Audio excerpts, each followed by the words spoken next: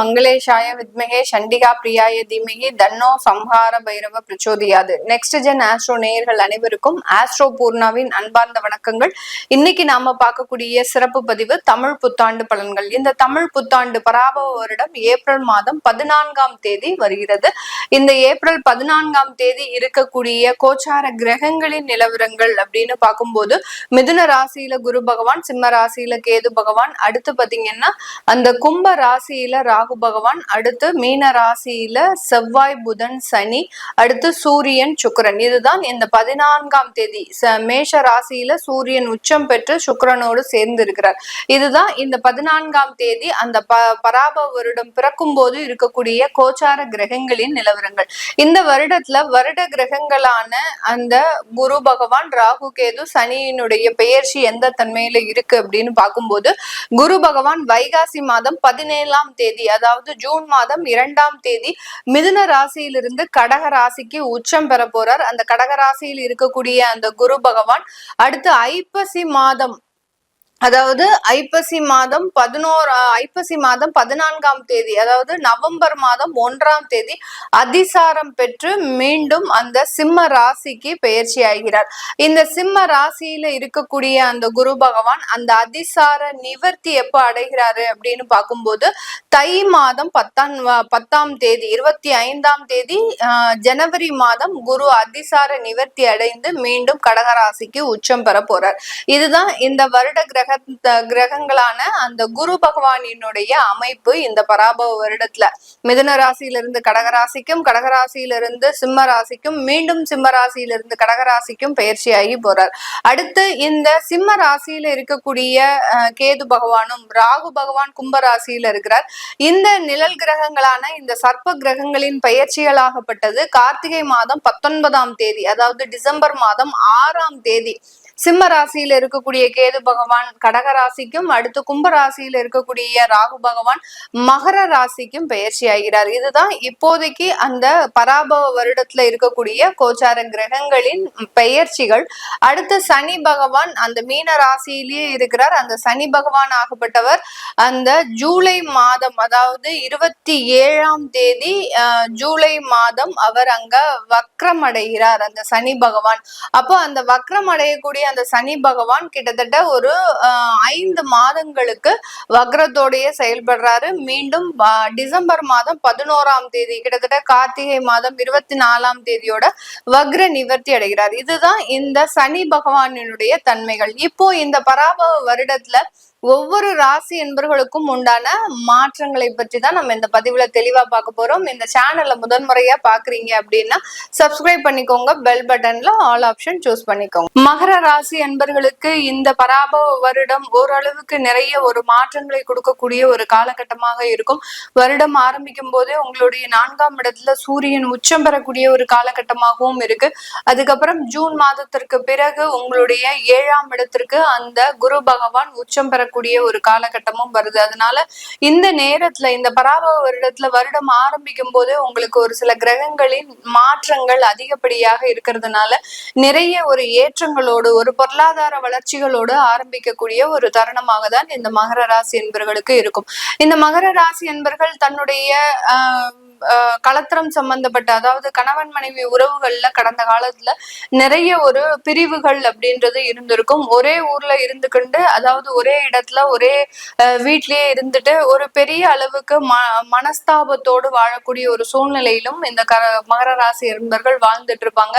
வெளியில யாருக்கிட்டையும் சொல்ல முடியாத சில மனஸ்தாபங்கள் அப்படின்றது கண்டிப்பாக இருக்கும் இந்த மகர ராசி என்பவர்களுக்கு. அதிலிருந்து எல்லாம் விடுதலை அடைவதற்குண்டான ஒரு தருணமாக தான் இந்த ராசி என்பவர்களுக்கு பராபவ வருடம் இருக்கும். ஆனாலும் அந்த ஏப்ரல் மாதத்துல, அதாவது ஜூன் மாதத்திற்கு மேலாக, அதாவது நவம்பர் மாதத்துல இருந்து பாத்தீங்கன்னா உங்களுக்கு அந்த குரு அதிசாரம் பெற்று உங்களுடைய 8ஆம் இடத்துல சஞ்சாரம் செய்யறதுனால யார்கிட்டயும் பெரிய அளவுக்கு கடன் வாங்குறதோ கடன் கொடுக்கறதோ வச்சுக்க கூடாது. கிட்டத்தட்ட ஒரு 4 மாத காலங்களுக்கு இந்த மாதிரியான சில ஏமாற்றங்கள் இருக்கிறதுனால ரொம்ப கவனமாக இருக்கக்கூடிய ஒரு தருணம். இந்த இடத்துல நீங்க பணம் வெளியிடத்துல ஏமாறுறதுக்கு உண்டான ஒரு அமைப்புகளும் ஆன்லைன் ஸ்கேம் போன்ற விஷயங்களும் நடக்கிறதுக்கு உண்டான ஒரு நிறைய வாய்ப்புகள் இருக்கிறதுனால உங்களுடைய வங்கி கணக்கை நீங்க ரொம்ப கேர்ஃபுல்லா பாத்துக்கணும். யார்கிட்டையும் எந்த விதமான ஒரு தகவல்களும் கொடுக்க கூடாது. என்னுடைய பேங்க்ல நான் இவ்வளோ லோன் வாங்கியிருக்கிறேன், இவ்வளோ பர்சனல் லோன் அப்ளை பண்ணியிருக்கிறேன், எனக்கு இவ்வளோ ஜுவல் லோன் இருக்கு, என்னுடைய ஹோம் லோன் இவ்வளோ இருக்கு, இப்படின்ற மாதிரியான சில பர்சனல் தகவல்களை யாரிடமும் பகிரக்கூடாத ஒரு சூழ்நிலையில நீங்க அந்த நேரத்துல இருப்பீங்க. அதனால ரொம்ப கவனமாக இருக்க வேண்டிய ஒரு தருணமாக இருக்கும். அதே மாதிரி ஆபரணங்கள், தங்கம் சம்பந்தப்பட்ட சில ஆபரணங்கள் எல்லாம் அந்த டயத்துல ரொம்ப கேர்ஃபுல்லா பாத்துக்கணும். ஏன்னா தொலைந்து போகிறதுக்கு உண்டான ஒரு அமைப்புகளும் இருக்கிறதுனால ரொம்ப, ஏன்னா 8ஆம் இடத்துல அந்த குரு பகவான் வர்றதுனால அந்த சில தேவையில்லாத ஏமாற்றங்கள் கிடைக்கக்கூடிய ஒரு தருணமாக இருக்கும். ஏன்னா சாதாரணமாக ஒரு கிரகங்கள், அதாவது சந்திரன் போன்ற கிரகங்கள்லாம் 2 நாள் அஷ்டமத்துல இருக்கும்போது அந்த சந்திராஷ்டமம் வரும்போதே நம்ம அதிகப்படியான ஒரு மனநிலையை இழக்கக்கூடிய, அதாவது ஒரு கண்ட்ரோல்லயே நம்ம சில இடத்துல பேச மாட்டோம். அது அளவுக்கு அதிகமான ஒரு சென்சிட்டிவாக பேசுறதுக்கு உண்டான ஒரு அமைப்புகள் இருக்கும்.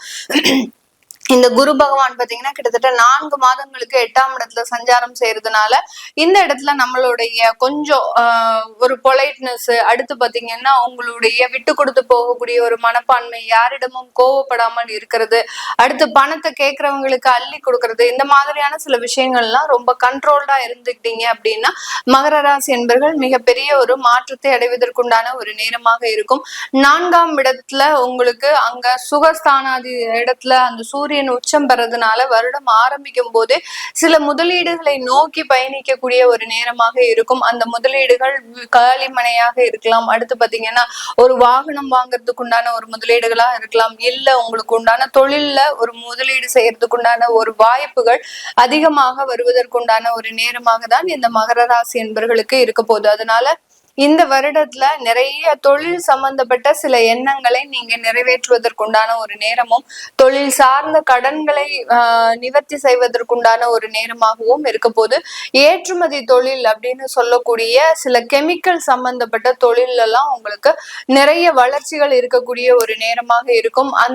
அந்த தொழில்ல உங்களுக்கு இதுவரைக்கும் கிடைக்காத வாய்ப்புகள் எல்லாம் முழுமையாக கிடைக்கக்கூடிய ஒரு தருணமாக தான் இந்த மகர ராசி என்பர்களுக்கு இந்த காலகட்டம் கிடைக்கிறதுக்கு உண்டான ஒரு தருணமாக இருக்க போகுது. இந்த ராசி என்பர்களுக்கு ஏதாவது கடந்த காலத்துல வழக்குகள் சம்பந்தப்பட்ட பிரச்சனைகள் இருந்தது அப்படின்னா அதுல இருந்து எல்லாம் முழுமையான ஒரு நிவாரணம் அப்படின்றது இந்த தமிழ் புத்தாண்டுல இந்த பராபவ வருடத்துல இந்த ராசி என்பர்களுக்கு முழுமையாக கிடைக்க போகுது. இந்த வழக்குகள் சம்பந்தப்பட்ட விஷயத்துல பாத்தீங்கன்னா கிட்டத்தட்ட 2 வருடங்களாக மிகவும் ஒரு மன நெருடல்கள்ல இருப்பாங்க இந்த மகர ராசி என்பர்கள். அது விவாகரத்து வழக்குகளா இருக்கலாம், இல்ல சொத்து சம்பந்தப்பட்ட வழக்குகளா இருக்கலாம், இல்ல அலுவலக ரீதியான ஒரு வழக்குகளாக இருக்கலாம், இல்ல திடீர்னு ஏதோ ஒரு பிரச்சனையில மாட்டிக்கிட்டு அதுல இருந்து வெளியில வர முடியாத சில வழக்குகளாக கூட இருக்கலாம். எது சம்பந்தப்பட்ட வழக்குகளாக இருந்தாலும் இது இந்த வருடத்துல முழுமையாக நிவர்த்தி அடையக்கூடிய ஒரு நேரமாக தான் இந்த மகர ராசி என்பர்களுக்கு இருக்க போது. இந்த காலகட்டத்துல குடும்பம் சம்பந்தப்பட்ட சில வளர்ச்சிகளும், ஏன்னா இந்த ராகு பகவான் உங்களுடைய குடும்ப ஸ்தானத்துல இருந்து நிவர்த்தியாகி உங்களுடைய ராசியின் மீது பயணிக்க போறாரு.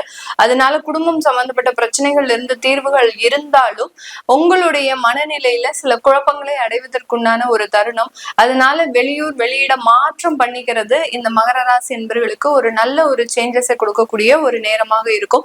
அடுத்து வரன்கள் பார்க்கக்கூடிய விஷயங்கள்ல நிறைய ஒரு ஏற்றங்கள், ஏன்னா 7ஆம் இடத்துல குரு உச்சமாக இருக்கிறதுனால உங்களுக்கு பிடித்த மாதிரியான ஒரு வரன் அமையறதிலையும் காதல் திருமணங்களாக மாறுவதற்கு உண்டான ஒரு நேரமாகவும் தான் இந்த மகர ராசி என்பவர்களுக்கு இருக்க போது. இது எல்லாமே நம்ம கோச்சார நிலவரப்படி பலன்களை கணிச்சு சொல்லியிருக்கிறோம். உங்களுடைய சுய ஜாதக திசாபுத்தி பலன்களை பார்க்கணும் விருப்பப்படுறவங்க கீழே இருக்கிற நம்பருக்கு வாட்ஸ்அப்ல நீங்க அப்பாயின்மெண்ட் வாங்கிட்டு கன்சல்ட் பண்ணிக்கலாம். உங்களுடைய குழந்தைகளுக்கு ஜாதகம் எழுதணும், நியூமராலஜி படி பேர் வைக்கணும்னு நினைக்கிறவங்களும் கீழே இருக்கிற நம்பருக்கு வாட்ஸ்அப்ல மெசேஜ் அனுப்புங்க, அதற்குண்டான விவரங்கள் தெரிய வரும். உங்களிடமிருந்து விடைபெறுவது உங்கள் ஆஸ்ட்ரோ பூர்ணா. நன்றி, வணக்கம்.